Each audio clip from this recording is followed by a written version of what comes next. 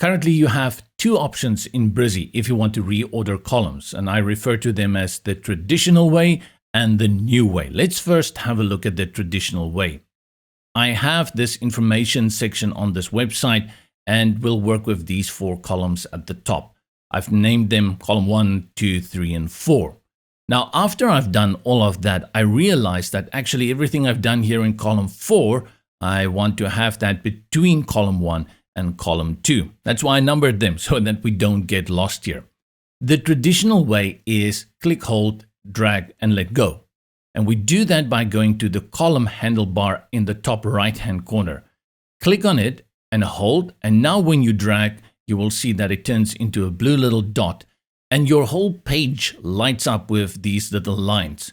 Wherever you see a line when you're dragging an element, that is an indicator that you can drop that element there.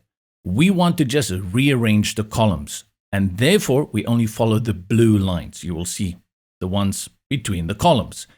And wherever we drop it on a blue line, like this one between column 1 and column 2, it will shuffle it into that position. Now we have a column 1, column 4, column 2, column 3. I'm going to undo that, and to undo, you can select undo here in the bottom options toolbar, or use the shortcut key Control Z, Command Z, which I'm going to do, and we're back to our state where we started.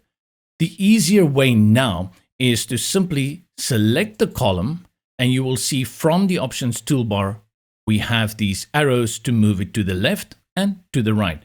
Now with the column selected, let's click to move it 1 over to the left, and you see column 4 has moved, and column 3 is now at the end. Use this more controlled way if you want to move the columns around, or choose the traditional one of simply grabbing the handle and dragging the column into the position you want it to go. For more tutorials on Brizy, both WordPress and Cloud, make sure you subscribe here to our YouTube channel. Until next time.